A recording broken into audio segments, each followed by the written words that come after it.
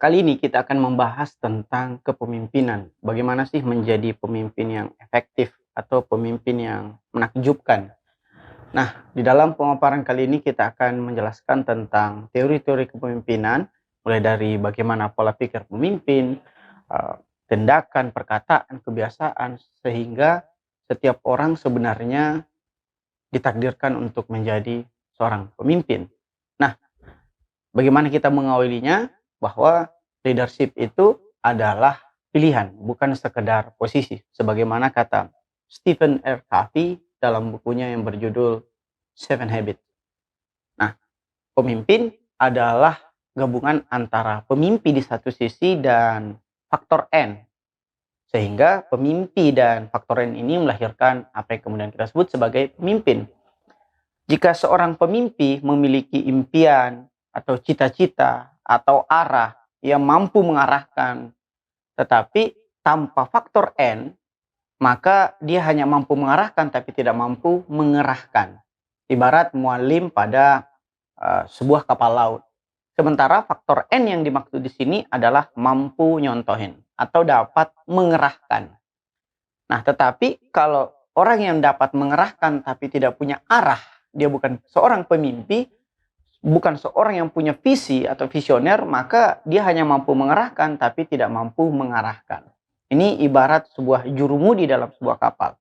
Maka pemimpin adalah kombinasi antara keduanya, pemimpi dan mampu menyontohkan. Sehingga pemimpin itu cerdas secara ide, berpengalaman secara praktik, dan mampu mengarahkan sekaligus mampu mengerahkan. Jadi ibarat kapten pada sebuah kapal. Nah, bagaimana kemudian cara untuk menjadi pemimpin yang menakjubkan atau pemimpin yang efektif? Nah, ada sebuah buku yang menarik yang ditulis oleh Hermawan Kertajaya yang berjudul Wow Leadership.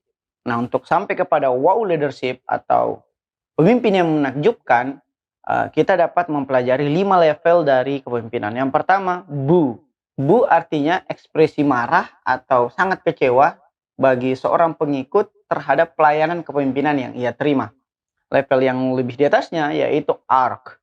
Arc ini artinya ekspresi kecewa seorang pengikut dari pelayanan kepemimpinan yang diterimanya. Artinya tidak sesuai ekspektasi.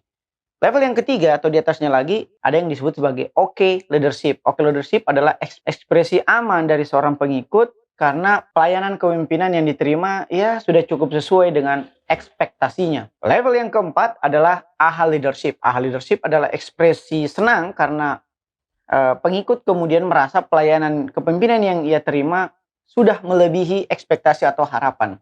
Dan yang paling tertinggi dari semua itu adalah wow leadership.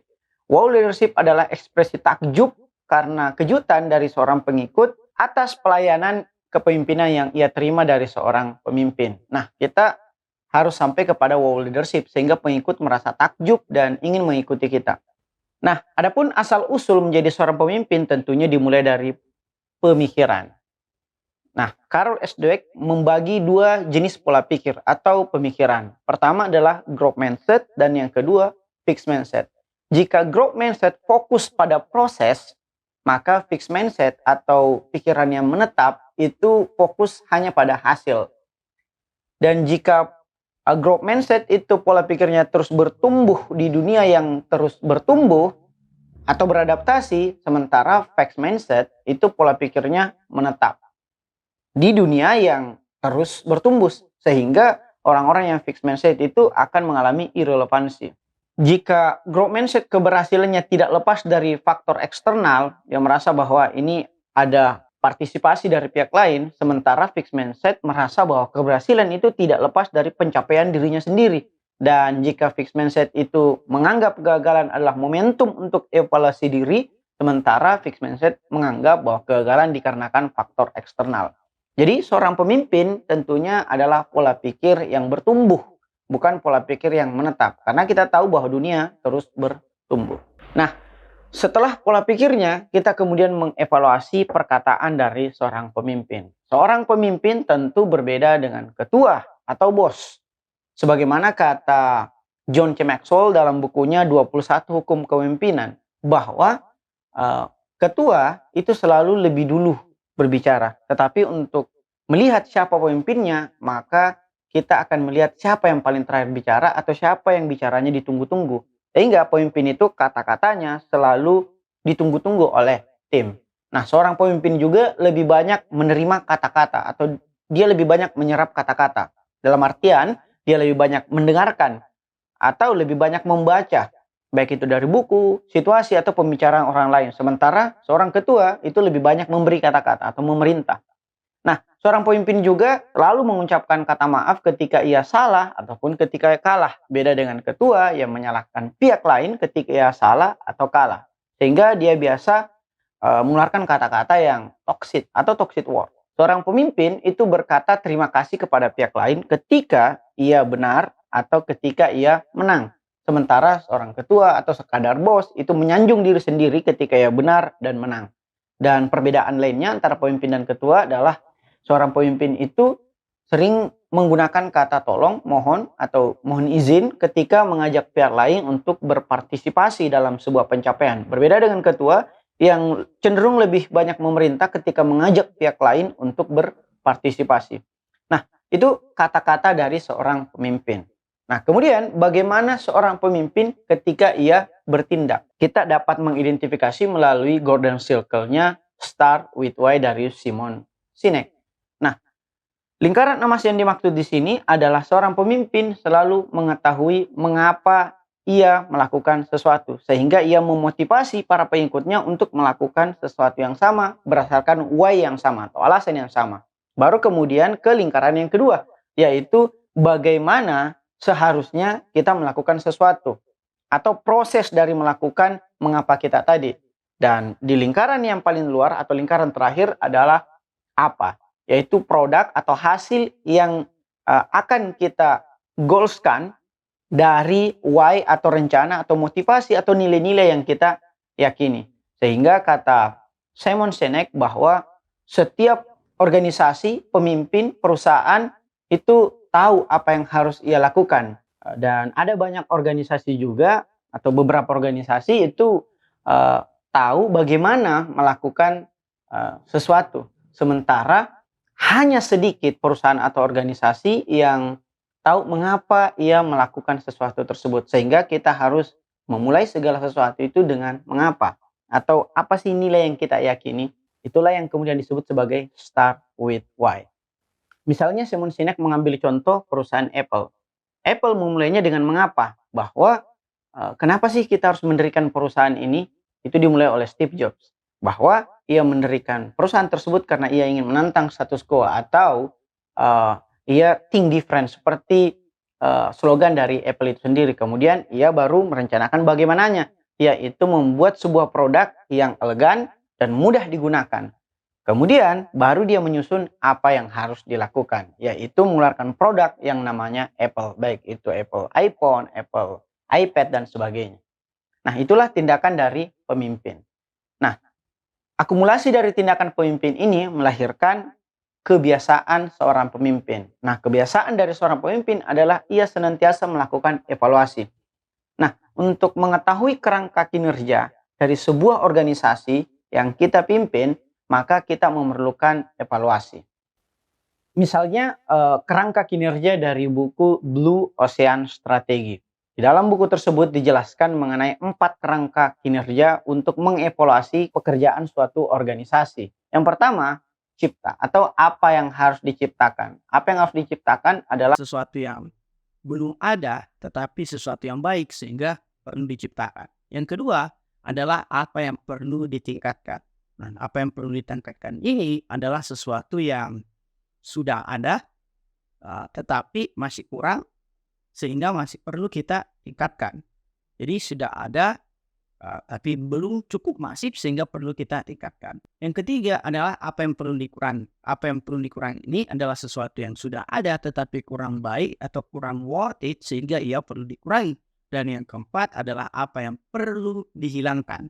Apa yang perlu dihilangkan ini adalah sesuatu yang sudah ada tetapi buruk kinerjanya sehingga ia perlu dihilangkan. Nah, itulah 4 indikator dalam melakukan evaluasi. Begitu pula cara pemimpin ketika ia melakukan kebiasaannya, yaitu mengevaluasi timnya. Setelah seorang pemimpin itu terbentuk habitnya, ia akan mengkristalisasi menjadi sebuah karakter. Adapun karakter dari seorang pemimpin, kita bisa merujuk kepada 4 karakter dari buku Surrounded by Idiots. Nah, dalam buku itu dijelaskan tentang bagaimana karakter seorang pemimpin. Nah, untuk melihat atau mengidentifikasi siapa yang pantas memimpin dalam suatu circle atau suatu lingkaran sosial, menarik kita mengikuti diagram yang disusun di dalam buku Surrounded by Idiot. Di dalam diagram tersebut dijelaskan bahwa diagram atau lingkaran sebelah kanan adalah mereka yang berorientasi pada tugas. Misalnya karakter merah dan karakter biru. Sementara lingkaran sebelah kiri adalah mereka yang berorientasi pada orang lain atau pada hubungan.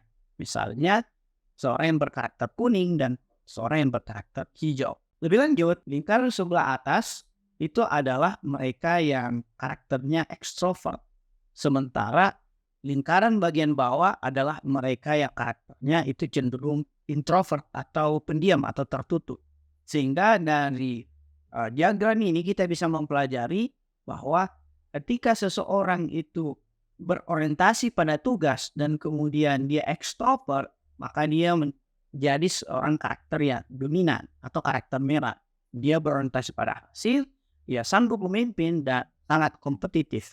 Nah, jika ia juga ekstrovert sama seperti merah tadi, tetapi dia lebih berorientasi pada orang lain bukan pada tugas, maka ia akan berkarakter kuning atau influencing. Dia cenderung lebih mempengaruhi, penuh daya pengaruh, dia menginspirasi dan penuh semangat. Nah, kemudian karakter yang ketiga, jika dia berorientasi pada orang lain tetapi cenderung introvert atau tertutup, maka dia karakternya hijau atau stabil. Dia cenderung ramah, demokratis, dan sabar. Ini ciri-ciri pengikut yang baik. Dan karakter yang keempat adalah ketika ia berorientasi pada tugas, namun dia tetap introvert atau tertutup, maka ia akan cautious atau waspada. Orang yang berkarakter biru ini lebih analitis, berorientasi pada detail dan sistematis. Nah, karakter seorang pemimpin itu cenderung kita dapati pada mereka yang bertipologi atau karakter merah. Di karakternya sebagai seorang pemimpin, maka ia ditakdirkan sebagai seorang pemimpin. Pada dasarnya kita semua ditakdirkan sebagai pemimpin. Sehingga sebagaimana kata John C. Maxwell dalam buku 5 Level Leadership, menjelaskan tentang 5 level kepemimpinan. Level yang pertama adalah pemimpin karena posisi. Ia memimpin ya karena jabatan, tetapi ketika jabatan berakhir, maka kepemimpinannya juga berakhir. Level yang kedua adalah level pemimpin karena dicintai. Jadi ia memimpin karena banyak yang mengikuti mencintai kepemimpinan yang ia torehkan. Tetapi ketika ia kemudian mengecewakan pengikutnya, maka kepemimpinannya juga akan berakhir. Sehingga kita harus naik ke level yang ketiga, yaitu pemimpin karena karya. Ia diikuti karena karya, bukan lagi karena orang like or dislike kepada dia, tetapi karena karyanya. Jadi even dia mengecewakan pengikutnya, tetapi karyanya masih tetap ada, ia masih tetap diikuti. Tetapi ketika ia sudah meninggal atau karyanya sudah tidak dilihat lagi dengan pasar, maka ia tidak lagi menjadi seorang pemimpin. Level yang keempat adalah pemimpin karena kaderisasi. Jadi ia diikuti karena telah melakukan atau membentuk kader. Dia bukan hanya melahirkan karya, tapi dia melahirkan pekarya. Tetapi ketika seorang pengkader atau pencipta pekarya itu meninggal, maka ia juga berakhir kepemimpinannya. Maka kita harus naik lagi ke level yang kelima, yaitu pemimpin karena legacy atau warisan. Jadi ia diikuti karena warisan yang ia torehkan dari generasi ke generasi, sehingga even dia tidak ada di tempat atau bahkan sudah meninggal, pengaruh kepemimpinannya masih terasa. Misalnya bagaimana Soekarno kemudian mencipta Indonesia, begitupun juga Nabi Muhammad dalam menciptakan Islam, membuat kepemimpinannya itu masih terasa sampai sekarang. Jadi kita harus berada kepada level yang teratas atau di top level, yaitu pemimpin karena legacy. Nah, sekira itu tentang kepemimpinan. Terima kasih. Wassalamualaikum warahmatullahi wabarakatuh.